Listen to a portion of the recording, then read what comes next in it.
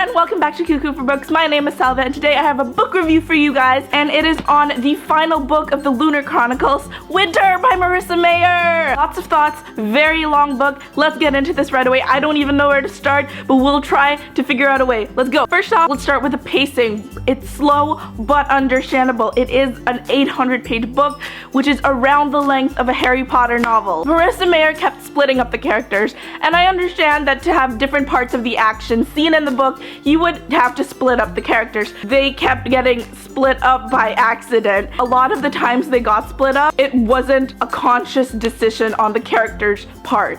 It wasn't like, okay team, you do this, break, let's go. It was, oh no, somebody got kidnapped, we got split up again. The couples that you've been waiting to see reunite, like Cinder and Kai, they would see each other for like 3 chapters and then get split up again for the remainder of the book. So it is not an OTP friendly book, although the ending makes up for it, which we'll get to later. Getting to meet Winter was a delight, an absolute delight. She very much Johanna Masoned it, like from Hunger Games, where people thought she was crazy, so she would use that to her advantage. So if she wanted to sneak out, she would pretend to be having a fit. My favorite dialogue always came from Winter. I was always excited to see what she said next. I love how she refers to Scarlet as Scarlet Friend when Jason told her, don't, I'm a guard, you're not supposed to see me.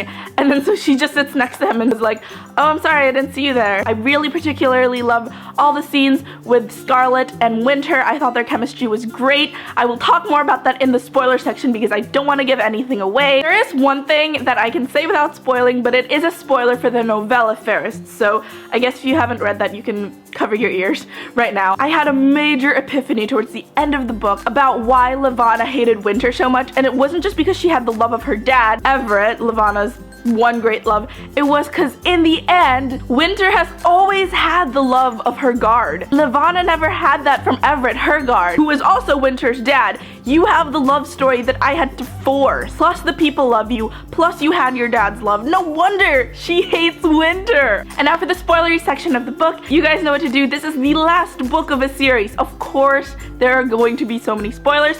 So if you've read the book, choo-choo, all aboard the spoiler train. Wolf's reunion with his mom was probably my favorite scene. You could tell that his mom never stopped loving him and thinking about him, and it was so beautiful. I refuse to talk about what happened after that. I am just gonna pretend it never happened. Cress, I think she had the biggest character arc. Her decision to stay behind so that Scarlet and Winter could escape. I love how even towards the end, during the final battle, she kept telling herself, be heroic, and you could tell that it was a conscious effort for her. I really loved it. The speech that Cinder first gave, I was completely nervous. I didn't know how they would react. I didn't know if Marissa Meyer was gonna do the, yes, we're with you, or the, nobody really cares. In the end, it was a mix of both, which I liked because I think it would have been too cheesy if everyone who had been living under Levana's rule had just suddenly decided to rise up and be brave. I love how it was only when the guards threatened one of their own that the message of revolution really sunk in. Also with Kai's wedding, again, it was another thing that I didn't know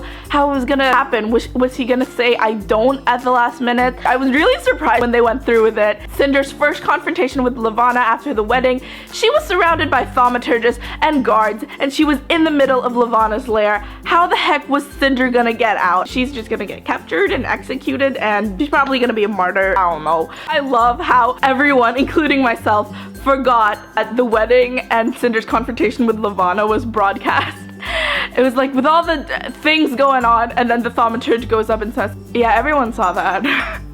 I thought that was really funny because even I forgot, like, oh yeah, this is being broadcast throughout all of Luna. The scenes between her diving off the balcony and Winter getting poisoned, I felt there was a bit of a lull. It would be the part in the movie where the characters think they've lost all hope and they just mope around. Aiko, I love Aiko. Her giving up her hand was just, that's what best friends are for. And you know Aiko loves her body. Aiko loves being human and looking human. So for her to be like, here you go, here is your hand.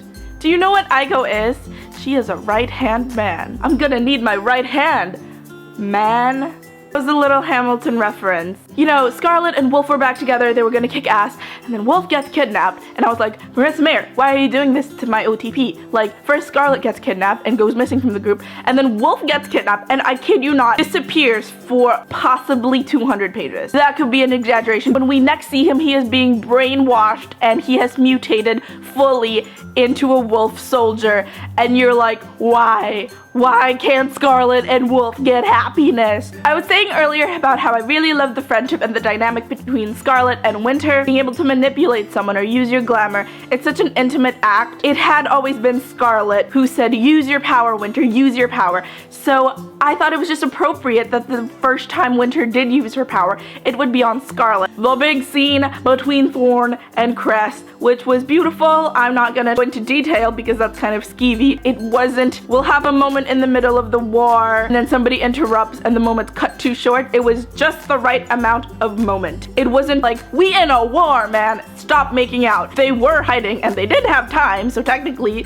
that's how they chose to spend their time. There was one part of the story where I was like, it was when Jason woke Winter up and she seemed to have amnesia, but then the next time we see them, they're like back to normal. What was that amnesia bit about, guys?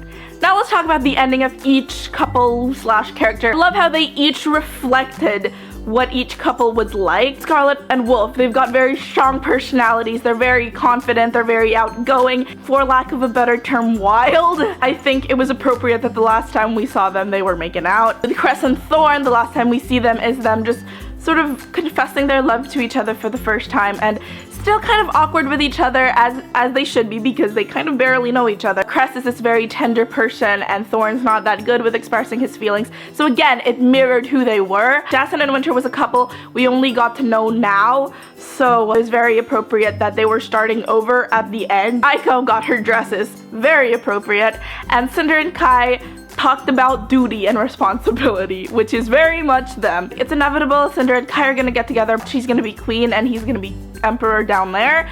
That's a hell of a commute, guys. A long distance relationship, if I ever heard of one. It never occurred to me that Cinder might not want to be queen and turn it into a republic. I thought it was a really good ending and very well done. Let's talk about Kai's suaveness. He is Mr. Suave. First, getting that guard to get him into the vault. I really enjoyed that conversation. All his conversations with Lavana, I thought he really held his own. Towards the end when he was like, I want to give you something, and it was the freaking cyborg shoe that we haven't seen since the first book. I was like, you smooth little bleep. My favorite line, he was like, okay, so you want to turn it into a republic. You never wanted to be queen, right?